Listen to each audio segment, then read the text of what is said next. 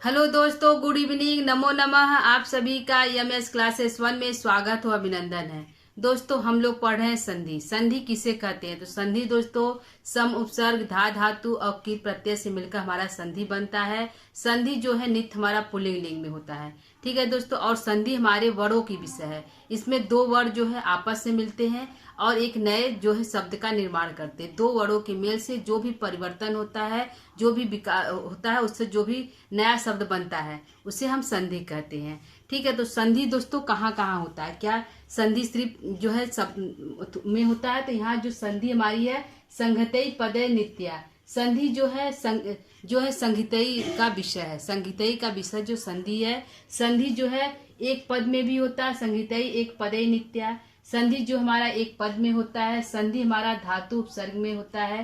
धातु में और उपसर्ग के साथ भी हमारी संधि होती है। संधि समास के साथ भी होता है और संधि जो है वाक्य के साथ नहीं होता। वाक्य के साथ जो है व्यक्ति की इच्छा पे निर्भर करता है कि संधि हम करें कि नहीं करें। ठीक है दोस्तों, तो यहाँ तक हम कल का जो है क्लास पढ़ा चुके थे। कल की क्लास में बता चुके थे कि संधि किसे कहते हैं। संधि दो वर्णों के मिलने से जो विकार उत्पन्न होता है, जो परिवर्तन होता है, जो नया शब्द बनता है, उसको हम संधि कहते हैं। और जो संधि जो हमारा है जो है नित्य जो है पुल्लिंग लिंग में है। संधि जो है सम धातु सम उपसर्ग धा धातु की प्रत्यय से मिलकर हमारा संधि शब्द बनता है।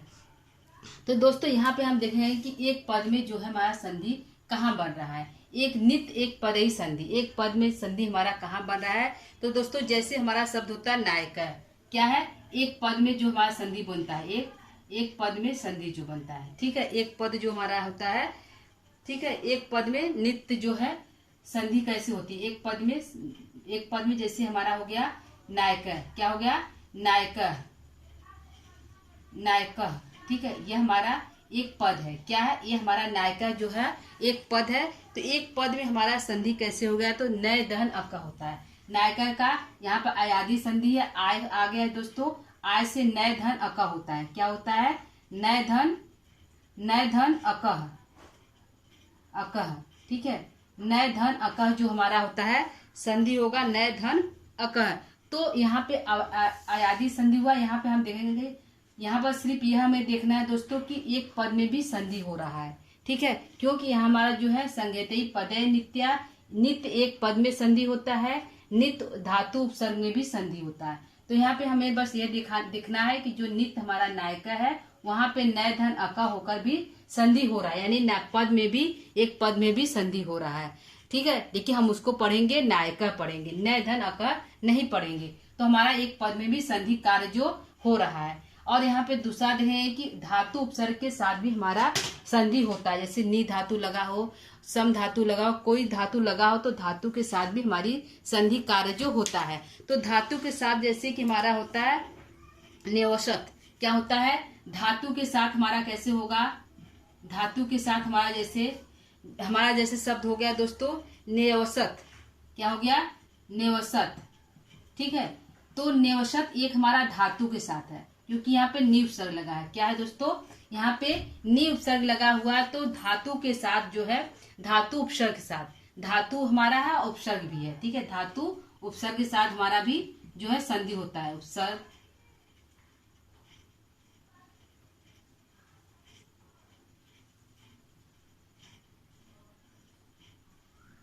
उपसर्ग के साथ भी होता है। तो यहाँ पे जो है धातु उपसर्ग, धातु भी है उपसर्ग भी है। ठीक है, तो हम यहाँ पर हमारा शब्द बनेगा, क्या बनेगा? निधन औसत। क्या बनेगा? यहाँ पे नी हो गया, यह जो हमारे यह संधि कार्य हो रहा है तो यह को ई हो गया, तो निधन असत, निधि सॉरी दोस्तों, निधन हमारा क्या होगा? औसत। ठीक है, निधन औसत। ठीक है, तो यहाँ पे हमारा क्या हो रहा है? उपसर्ग के साथ भी हमारा जो है संधि कार्य हो रहा है। लेकिन हम पढ़ेंगे न्योषक पढ़ेंगे, लेकिन यहाँ पे नी उपसर्ग और औसत धातु से भी हमारा जो है संधि कार्य हो रहा है। यानी कि हमारा जो है संज्ञेयी पदय जो होता है एक पद में भी जो संधि कार्य होता है और धातु उपसर्ग के साथ भी संधि कार्य संपन्न हो रहा है। ठीक है, और देखते हैं तीसरा हमारा क्या है। तीसरा हमारा यह है कि समास के नित्या समासी, समास के साथ भी हमारा संधि कार्य होता है। तो समास के साथ हमारा जो संधि कार्य क्या हो रहा है, जैसे कि देवालय, देवालय के क्या होगा, देवधन आलय। देवालय में क्या होगा, यहाँ पे जो है समास के साथ होगा, समास के साथ भी हमारा संधिकार होगा। तो जैसे होता है कि जैसे हमारा देवस्य आलय, उसको संधिकार षष्ठी तत्पुरुष समास है दोस्तों। देवस्य आलय क्या होगा, देवस्य धन आलय, आलय। यहाँ पे हमारा देवस जो शब्द है यह षष्ठी का एक वचन है, देवस्य धन आलय। तो यहाँ पे हमारा समास में संधि क्या कैसे हो रहा है, इसे इसको आप पढ़ेंगे देवधन आलय, यानी कि देवालय। क्या पढ़ेंगे, देवालय, देवालय, ठीक है, देवालय पढ़ेंगे। तो देवालय में हमारा संधिकार हो रहा है, इसको हम देवालय पढ़ेंगे, लेकिन समास में इसको करेंगे देवस्य धन आलय करेंगे, क्योंकि समास के साथ संधि हो रहा है। तो देवस्य धन आलय होगा, ये हमारा जो संधिकार हुआ है देवालय होगा। ठीक है, इसको हम संधि इस तरह भी कर सकते हैं, देवधन आलय भी इसको कहते हैं। ठीक है, देवधन आलय। ठीक, तो ये हमारा दोस्तों देखिए एक पद के साथ भी, नायिका एक पद है, पद के साथ भी हमारा संधिकार हो रहा है, उपसर्ग और धातु के साथ भी हमारा संधिकार हो रहा है, और समास के साथ भी हमारा जो है संधिकार है। समास हमारा क्या है, देवस्य आलय, क्योंकि षष्ठी का एक वचन लगा है, तो देवस्य आलय माने समास के साथ भी हमारा जो है संधिकार हो रहा है, उपसर्ग के साथ भी, एक पद के साथ भी। लेकिन यहाँ पे कह रहा है कि वाक्य तुषा विवक्षा उपेक्षति, वाक्य में जो है संधिकार व्यक्ति की इच्छा पे निर्भर करता है कि वह संधिकार हो या न हो, मतलब संधिकार करे या न करे, तो वाक्य की इच्छा पे जो निर्भर करता है कि संधिकार हो या अथवा न हो। जैसे कि हमारा हो गया वाक्य की इच्छा पे, जैसे हमारा हो गया राम गच्छति वनम। ठीक है, क्या हो गया, राम गच्छति वनम।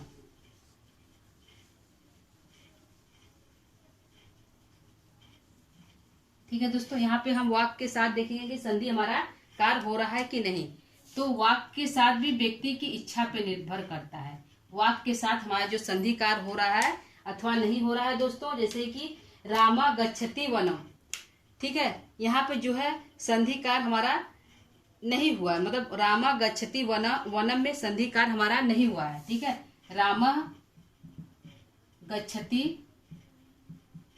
वनः, ठीक है, राम गच्छति वनः जो हमारा है वनम होगा। ठीक है दोस्तों, वनम होगा, राम गच्छति वनम। तो यहाँ पर हमारा संधि कार्य नहीं हुआ है, संधि का कार्य नहीं हुआ है। ठीक है, ठीक है, नहीं हुआ है। ठीक, यहाँ राम गच्छति वनम में जो है संधि का कार्य नहीं हुआ है, लेकिन रामो गच्छति वनम यदि हम इसको कह देते हैं तो संधि का कार्य हो रहा है। क्या करेंगे, रामो गच्छति वनम, रामा को इसको जो है विसर्ग लगा है, विसर्ग को उकार कर देंगे, तो रामो क्या हो जाएगा, रामो गच्छति वनम। ठीक, तो यहाँ पे संधि कार है, विसर्ग संधि कार हो रहा है, क्योंकि यहाँ विसर्ग को हम उकार कर दे रहे हैं, तो रामो गच्छति वनम में यहाँ संधि हो रहा है। ठीक है, यहाँ संधि का कार्य संधि हो रहा है। ठीक है दोस्तों, यहाँ पे संधि हो रहा है, लेकिन यहाँ पे संधि नहीं हुआ। रामा गच्छति वनम भी हम बोल सकते हैं, क्योंकि यहाँ पे जो वाक्य माने जो व्यक्ति की इच्छा पे, विवक्षा माने उसकी इच्छा पे निर्भर करता है कि वह संधि करे कि नहीं करे। यानी कि वह रामा गच्छति वनम भी कह सकता है, रामो गच्छति वनम भी कह सकता है, दोनों सही है। ठीक है, तो उसकी जो इच्छा है वह चाहे तो रामा गच्छति वनम भी सही है और रामो गच्छति वनम भी सही है, यानी कि यह बिना संधि है। यहाँ पे वह रामा यानी विसर्ग को उकार कर दिया है, रामो गच्छति वनम कर दिया है, वनम। ठीक है दोस्तों, तो यहाँ पे हमारा हो गया कि संगतई पदे नित्य, नित्य धातु उपसर्ग, यानी कि जो संधिकार हो रहा है वह एक पद के साथ भी हो रहा है, जो हमारा पद है नायक है, पावक है, वहां भी संधिकार हो रहा है, और जो है उपसर्ग, यदि उपसर्ग और धातु के साथ भी संधिकार हुआ, जैसे कि निधन औसत हम बोल रहे हैं, तो उसको हम जो संधि करने के बाद निवसत है, उसके निवसत ही उसको पढ़ेंगे। ठीक है, और जो है समास के साथ जो है जो हमारा संधिकार समास के साथ हो रहा है दोस्तों, कि वहां पे हो रहा है जो है देवश आलय, यानी कि देवालय, देवधन आलय यानी देवालय, उसको पढ़ेंगे। तो यहाँ जो है समास के साथ भी हमारा जो है संधिकार हो रहा है। यदि पूछ लो कि किसके साथ हमारा संधिकार नहीं होता है, तो वाक्य के साथ हमारा संधिकार नहीं होता। यहाँ प्रश्न बनेगा कि किसके साथ जो है संहिता हो रही है, तो एक पदई संहिता हो रही है, एक पद के साथ हो रही है, उपसर्ग धातुओं के साथ जो है धातु उपसर्ग के साथ संहिता हो रही है, समास से संहिता नित्य ही हो रही है, लेकिन वाक्य विवक्षा यानी वाक्य जो है व्यक्ति की इच्छा पर निर्भर करके हो रहा है। ठीक है दोस्तों, तो यहाँ पे यह हमारा हो गया। आगे हम देखते हैं कि संधि जो है, संधि विच्छेद किसे कहते हैं। ठीक है, ये हमारा संधि हो गया। संधि कल दोस्तों उसका जो मुख्य भूमिका थी कि संधि किसे कहते हैं, संधि में कौन सा लिंग है, यह हम कल के क्लास में देख चुके हैं। आज हम जो है इसको डिफाइन करते हैं कि संहिता क्यों, क्योंकि बिना संहिता का संधिकार नहीं हो पाता है, तो संहिता संधिकार में अनिवार्य है। ठीक है, तो आइए हम देखते हैं कि संधि विच्छेद किसे कहते हैं। संधि हमारा हो गया दोस्तों, क्योंकि संधि है जहां होगा वहां विच्छेद भी होगा, संधि विच्छेद। तो यहाँ पूछेगा संधि विच्छेद किसे कहते हैं। ठीक, टॉपिक क्या है दोस्तों, संधि विच्छेद। संधि विच्छेद। ठीक, यहाँ संधि विच्छेद हम देखेंगे, क्योंकि दोस्तों यहाँ संधिकार हो रहा है कि दो वर्ड जब आपस में मिलते हैं और नया मिलकर एक नया शब्द बनाते हैं, नए शब्द का निर्माण करते हैं, तो उसको हम संधिकार करते हैं। लेकिन जब उसी शब्द, जैसे हमारा हो गया राम जो है रमेशा हो गया, यदि रमेशा को हम अलग कर देते हैं, रमाधन ईशा कर देते हैं, तो वहां पे वो विच्छेद हो रहा है, दोनों अलग अलग हो रहे हैं।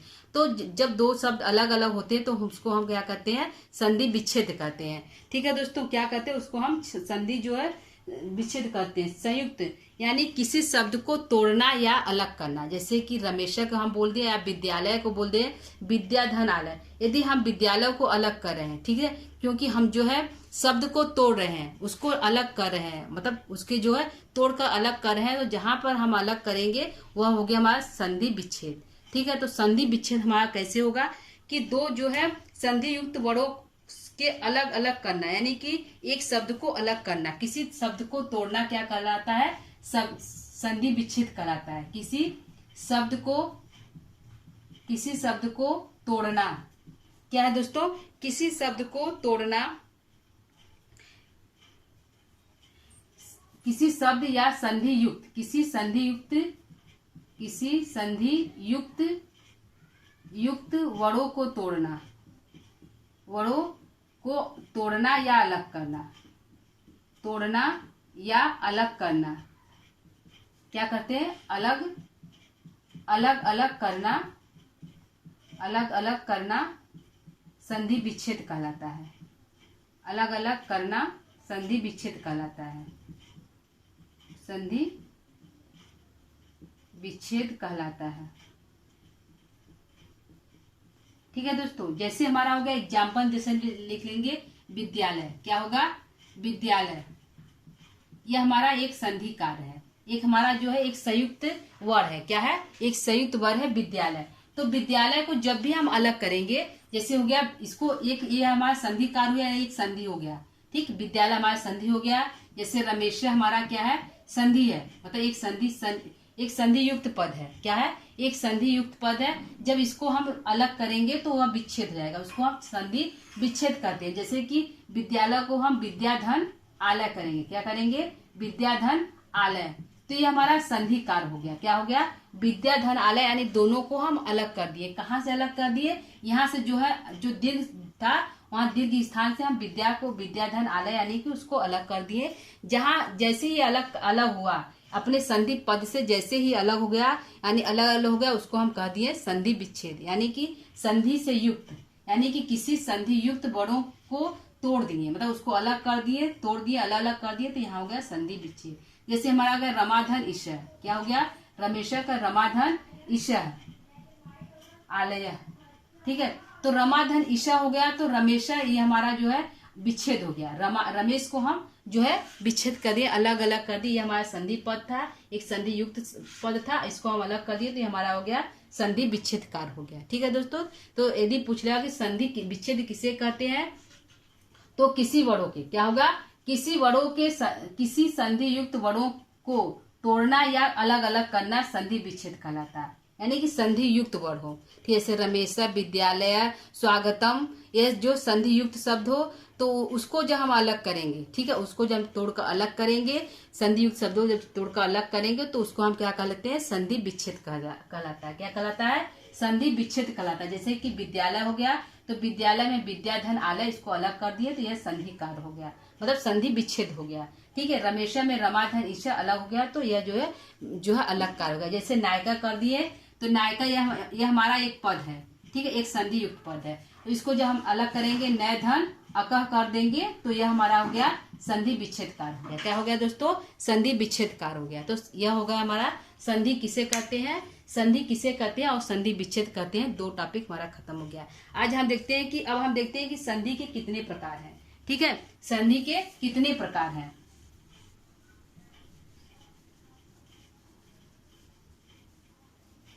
ठीक है, मुख्य रूप से संधि के 3 प्रकार हैं। कितने हैं? संधि के प्रकार देखेंगे कितने प्रकार हैं।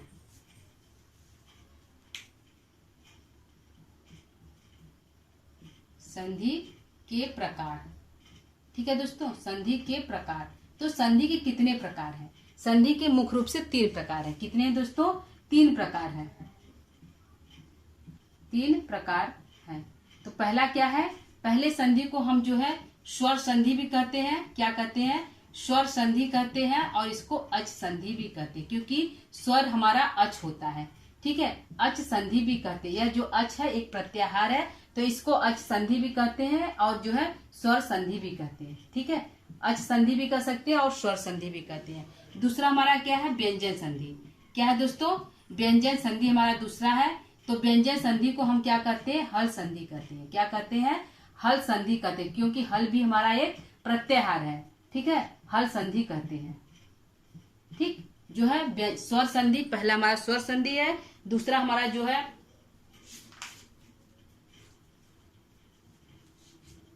ठीक है, दूसरा हमारा जो हल संधि है। और तीसरा हमारा क्या है? तीसरा हमारा जो है विसर्ग संधि है। ठीक है, क्या है? विसर्ग संधि है। ठीक, तो यह जो 3 संधियां हैं, विसर्ग संधि है। तो जो है यहाँ पर देखेंगे कि संधि के कितने प्रकार हैं। ठीक है, पहला हो गया संधि के कितने प्रकार है, यह प्रश्न है। तो मुख्य रूप से संधि के 3 प्रकार हैं। ठीक है, कितने प्रकार हैं दोस्तों? 3 प्रकार हैं। तो कौन कौन से हैं? तो पहला हमारा हो गया स्वर संधि। क्या हो गया? स्वर संधि। स्वर संधि को और हम क्या कहते हैं? स्वर संधि को अच संधि भी कहा जाता है। अच क्या है दोस्तों? अच हमारा प्रत्याहार है। ठीक है, क्या है दोस्तों? अच हमारा प्रत्याहार है। और दूसरा है व्यंजन संधि। तो व्यंजन संधि को और किस नाम से कहते हैं? इसको हल संधि भी कहते हैं। हल संधि, हल जो शब्द है वो भी हमारा प्रत्याहार है। इसमें सारे व्यंजन आते हैं। और अच में जो है इसमें सारे स्वर आते हैं, इसलिए इसको अच संधि भी कहते हैं। और जिसमें सारे व्यंजन आते हैं उसको हम हल संधि भी कहते हैं। ठीक है, और तीसरा हमारा हो गया विसर्ग संधि। ठीक है, तो हमारी 3 संधियां हैं। ठीक है, स्वर संधि, व्यंजन संधि और विसर्ग संधि। आइए हम सबसे पहले देखते हैं स्वर संधि। हम सिर्फ इसका देखेंगे कि ये तीनों क्या है। स्वर संधि किसे कहते हैं, व्यंजन संधि किसे कहते हैं और विसर्ग संधि किसे कहते हैं, इसको देखेंगे। इसके बाद हम बाद में देखेंगे कि स्वर संधि के कितने भेद है, उसको हम बाद में देखेंगे। सबसे पहले हम क्लियर करेंगे कि स्वर संधि क्या है, व्यंजन संधि क्या है और विसर्ग संधि क्या है। ठीक है दोस्तों, तो हमारा स्वर संधि क्या है। ठीक है, स्वर संधि को हम क्या कहते हैं? अच भी कहते हैं। तो स्वर संधि में क्या मिलता है? स्वर संधि किसे कहते हैं? तो स्वर संधि में स्वर क्या होता है? जब स्वर और स्वर यानी कि दोनों तरफ हमारा स्वर होगा। ठीक है, स्वर यानी कि क्योंकि यह वर्णों का मेल है, 2 वर्णों के मेल से जो है संधि का जो है संपन्न होता है। 2 वर्ण मिलकर नए शब्द का निर्माण करते हैं। तो यहाँ होगा कि स्वर संधि क्या है। तो स्वर संधि में दोस्तों हमेशा स्वर ही रहेगा कि दोनों तरफ, इसके पूर्व भाग में भी स्वर रहेगा और जो है पर भाग में भी तो स्वर रहेगा। पूर्व भाग में और जो है पूर्व वर्ण और पर वर्ण में, दोनों में जो है इसको पूर्व वर्ण कहते हैं पहले के भाग को, दूसरे को पर वर्ण कहते हैं बाद के भाग को। तो दोनों में हमारा स्वर ही रहेगा, पहले में भी और दूसरे में भी। और जब 2 स्वर मिलेंगे और नए शब्द का निर्माण करेंगे तो वहां पर हम स्वर संधि कहेंगे। ठीक है, स्वर संधि में हमारा यश संधि भी आ सकता है, जो है विसर्ग संधि भी सही दोस्तों, यश संधि भी आ सकता है, गुण आएगा, जो है वृद्धि आएगा, आयादी आएगा, जो है कई संधियां हमारे आते हैं। लेकिन दोनों तरफ स्वर ही रहेंगे। क्या रहेंगे? उसके जो है पर वर्ण में भी स्वर रहेंगे और पूर्व वर्ण में भी स्वर रहेंगे। ठीक है, पहले भी पूर्व वर्ण में भी स्वर रहेगा और पर वर्ण में भी स्वर रहेगा, दोनों तरफ स्वर ही रहेगा। जब 2 स्वर आपस में मिलेंगे तो उसको हम स्वर संधि कहेंगे। क्या कहेंगे दोस्तों? स्वर संधि कहेंगे जब 2 स्वर आपस में मिलेंगे। जब 2 स्वरों के निकट आने से जो परिवर्तन होता है, जो विकार उत्पन्न होता है, उससे हम स्वर संधि कहते हैं। क्या कहते हैं? जब 2 स्वर आपस में मिलते हैं और उसमें जो परिवर्तन होता है, जो विकार उत्पन्न होता है और एक नए शब्द का निर्माण करते हैं, उसको हम स्वर संधि कहते हैं। जैसे एग्जाम्पल एक देख लेते हैं दोस्तों। जैसे हमारा हो गया एक एग्जाम्पल जैसे किस प्रकार हमारा स्वर संधि हो रहा है, थोड़ा देख लेते हैं स्वर संधि कैसे बदल रहा है। जैसे हमारा हो गया कि सिंपल देखेंगे, जैसे कि हमारा विद्यालय को भी देख लेते हैं, विद्यालय, ठीक है। विद्यालय हमारा जो है स्वर, एक हमारा संधि पद है, क्या है, संधि पद है, लेकिन इसमें यह स्वर संधि है। जैसे हमारा विच्छेद करेंगे विद्याधन, क्या करेंगे, विद्याधन आलय करेंगे, ठीक है, विद्याधन आलय। तो यहाँ पे देखेंगे कि जब हम विद्या को अलग कर रहे हैं, जैसे हम विद्या को जब हम अलग करें, क्या करें, विद्या को विद धन, यहाँ पे आ अलग हम कर लेते हैं, ठीक है, आ अलग कर लेंगे, प्लस यहाँ से भी आ अलग कर लेंगे, और यहाँ क्या बच रहा है, लय बच रहा है, ठीक है। तो जब ये दो आ मिले, क्योंकि यहाँ पे देखिए स्वर मिल रहे हैं, आ भी हमारा स्वर है, इधर भी आ भी हमारा स्वर है, तो यहाँ हुआ कि दो वर्ण, यानी कि स्वर में स्वर ही मिलेगा, क्योंकि वर्ण हमारा वरों का मेल है, तो वर्ण हमारा आ ई उ जो वर्ण है, तो यह दो वर्ण जो आपस में मिल रहे हैं तो बड़ा आ का ही निर्माण करेगा, ठीक है, क्या करेगा, बड़ा आ का ही ये हमारा निर्माण करेगा। तो यहाँ पे हमारा जो है विद धन आला हो गया, क्या हो गया, विद धन आला हो गया।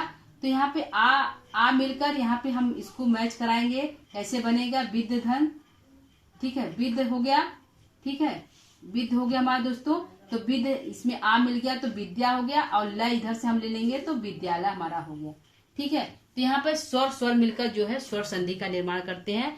तो पूछ लेगा स्वर संधि किसे कहते हैं, तो दो वर्णों के मेल से जब दो जो इसमें स्वर यानी पर वर्ण में भी स्वर, पूर्व वर्ण में भी स्वर रहेगा और पर वर्ण में भी स्वर रहेगा, जब दो स्वर आपस में मिलकर एक नए शब्द का निर्माण करेंगे तो उसको हम स्वर संधि कहेंगे, ठीक है। ऐसे ठीक है दोस्तों, अगला हम देखते हैं कि व्यंजन संधि किसे कहते हैं, ठीक है। व्यंजन संधि को और हम क्या कहते हैं, व्यंजन संधि को और हम अच संधि कहते हैं। क्या है दोस्तों, दूसरा है व्यंजन संधि, व्यंजन संधि।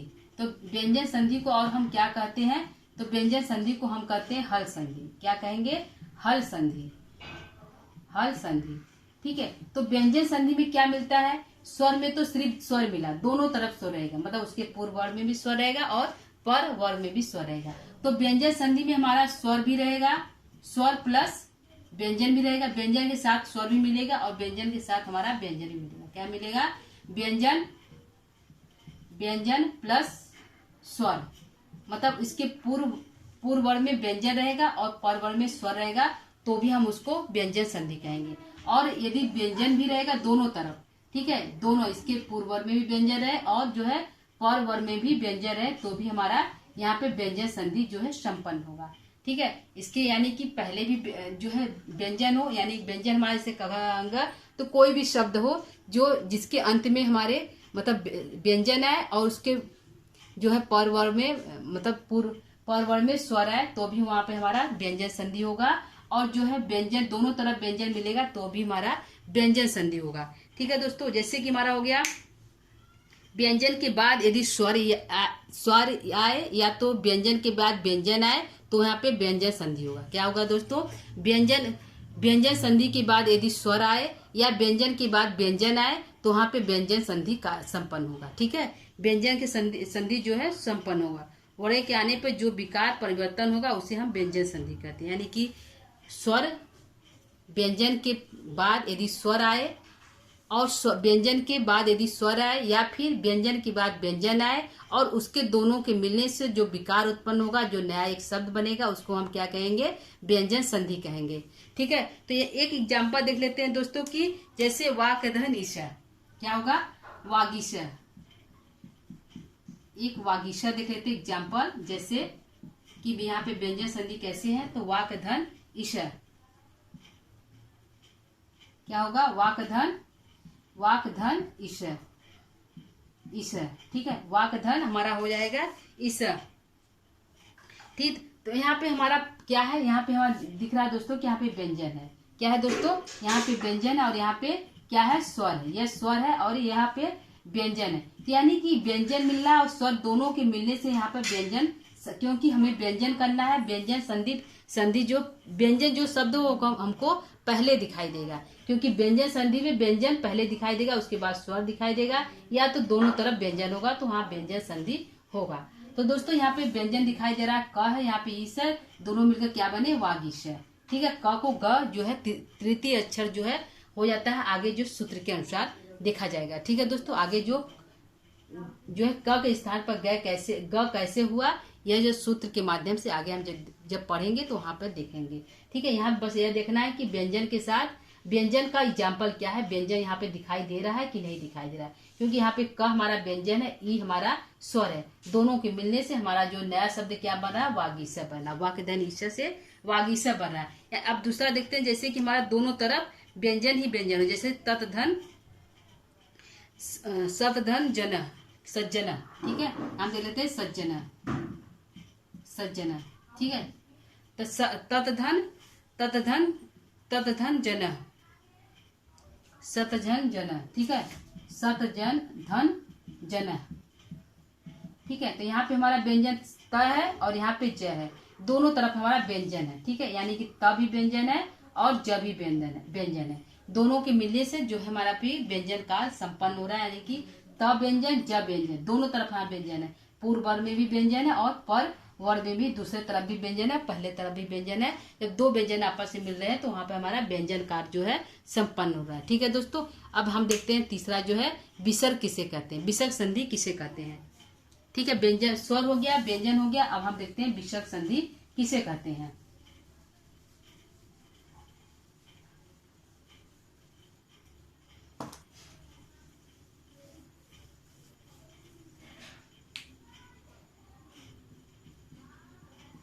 विसर्ग संधि। ठीक है दोस्तों, विसर्ग संधि कहते हैं, विसर्ग का चिन्ह हमारा यह बना रहेगा। ठीक है, विसर्ग जो है, विसर्ग का यह चिन्ह होता है जो हमारा दिखाई देगा आपके हमारे संधि कार्य में। ठीक है, जैसे विसर्ग संधि हम किसे कहते हैं, तो स्वर स्वर स्वर या विसर्ग संधि। ठीक है दोस्तों, यहाँ पर क्या रहेगा, विसर्ग प्लस स्वर के मिलने से भी हमारा जो है विसर्ग संधि होगा। ठीक है, जो है विसर्ग संधि होगा, क्या मिलेगा, विसर्ग के साथ यदि स्वर मिला तो भी हमारा विसर्ग संधि होगा, विसर्ग के साथ यदि हमारा जो है विसर्ग मिला तो भी हमारा जो है विसर्ग के साथ हमारा व्यंजन मिला तो भी हमारा जो है संधि कार्य विसर्ग संधि होगा। ठीक है, विसर्ग संधि होगा, यानी कि हमारा जो पहले विसर्ग यह हमारा दिखाई देगा, जो चिन्ह है विसर्ग का यह हमारा पहले दिखाई देगा, उसके बाद यदि हमारा स्वर आता है तो भी हमारा विसर्ग संधि होगा, यदि हमारा विसर्ग के बाद यदि व्यंजन आता है तो भी हमारा विसर्ग संधि होगा। ठीक है, दोनों तरफ, यानी कि पहले तो हमारा विसर्ग दिखाई देगा क्योंकि हमारा विसर्ग संधि का जो संधि कार्य हो रहा है, तो पहले हमारा विसर्ग दिखाई देगा, उसके बाद स्वर दिखाई देगा, फिर उसके बाद यदि विसर्ग दिखाई दे रहा है या तो स्वर दिखाई देगा या तो व्यंजन दिखाई देगा, या दोनों दिखाई देंगे हमारे विसर्ग संधि में। ठीक है दोस्तों, इसका यह है कि जब विसर्ग के बाद कोई स्वर या व्यंजन आए, क्या होगा, जब विसर्ग के साथ कोई स्वर या व्यंजन आए या व्यंजन वर्ग आए तो विसर्ग के स्थान पर जो विकार या परिवर्तन होगा उसे हम विसर्ग संधि कहेंगे। क्या है दोस्तों, यदि विसर्ग के बाद कोई स्वर आए या फिर विसर्ग के बाद कोई व्यंजन आए और दोनों के मिलने से जो विकार या परिवर्तन उत्पन्न होगा या जो नया शब्द बनेगा उसको हम विसर्ग संधि कहेंगे। ठीक है, जैसे एक एग्जाम्पल देख लेते हैं, एक एग्जाम्पल हमारा है दोस्तों नमस्करोति। क्या है, एक एग्जाम्पल हमारा है नमस्करोति। ठीक है, नमस्करोति, तो यहाँ पर हमारा नमः धन क्या होगा, नमः धन करोति, यह जो हमारा होगा यह जो होगा विच्छेद होगा, नमः धन करोति। तो यहाँ पर श को विसर्ग हो गया, क्या है दोस्तों, विसर्ग को श को रू को उ, ऐसे इस तरह हमारा विसर्ग जो है परिवर्तन होता है। तो यहाँ पर जो है नमः करोति, तो यहाँ विसर्ग को श हो गया। ठीक है, आधा स हो गया, तो नमस्करोति हमारा शब्द बन गया, यानी कि यहाँ पे विसर्ग हमारा दिखाई दे रहा है स के रूप में। किसके रूप में, स के रूप में हमारा विसर्ग दिखाई दे रहा है, नमस्करोति, यानी कि नमः धन करोति हमारा जो है विसर्ग संधि होगा। ठीक है दोस्तों, तो हमारा हो गया विसर्ग संधि। विसर्ग जो है संधि कितने प्रकार है, तो 3 प्रकार है, स्वर, व्यंजन और विसर्ग। तो स्वर संधि किसे कहते हैं, स्वर संधि यानी उसके पूर्व वर्ग में भी स्वर हो और पर वर्ग में भी स्वर हो, जब दोनों स्वर आपस में मिलकर एक नए शब्द का निर्माण करते हैं, एक नए शब्द बनाते हैं, तो उसको हम स्वर संधि कहते हैं। जैसे विद्याधन आलय, रमेश, कोई भी संधि हो जिसमें स्वर दोनों तरफ हो। और दूसरा जो है विसर्ग संधि, जो व्यंजन संधि क्या है, तो व्यंजन संधि को हम हल संधि भी कहते हैं, व्यंजन संधि के साथ व्यंजन पहले होगा, उसके बाद या तो स्वर हो या तो व्यंजन हो। व्यंजन के साथ या तो स्वर आए या व्यंजन के साथ व्यंजन आए, और दोनों के मिलने से जो भी नया शब्द बनता है, जो भी विकार उत्पन्न होता है, एक नए शब्द का निर्माण होता है, तो उसको हम व्यंजन संधि कहते हैं। ठीक है, जैसे वागीश, वाग्धन, ईश। और तीसरा हो गया हमारा विसर्ग संधि। तो विसर्ग संधि किसे कहते हैं? विसर्ग के साथ कोई या तो स्वर आए या तो विसर्ग के साथ जो है व्यंजन आए, दोनों के मिलने से जब विसर्ग के साथ स्वर आए या विसर्ग के साथ व्यंजन आए, दोनों के मिलने से जब एक नए शब्द का निर्माण होता है, एक नया शब्द बनता है, तो उसको हम विसर्ग संधि कहते हैं। ठीक है दोस्तों, तो यह हमारा जो है संधि के प्रकार, संधि किसे कहते हैं, संधि विच्छेद और संधि के प्रकार का जो है संपन्न होगा। कल हम देखें कि जो है स्वर संधि कितने प्रकार के होते हैं, क्योंकि स्वर संधि के बारे में हम देख लिए हैं कि स्वर संधि किसे कहते हैं। कल हम इसके जो है स्वर संधि के प्रकार को अच्छी तरह से देखेंगे कि स्वर संधि कितने प्रकार के होते हैं, जैसे कि हमारा दीर्घ हो गया, गुण हो गया, यर हो गया, वृद्धि हो गया, आयादि और पूर्व वर्ग और पर वर्ग कई जो है इसके अंतर्गत आते हैं। ठीक है दोस्तों, तो इसके क्लास को हम कर लेंगे। आज के लिए इतना ही दोस्तों। नमस्कार।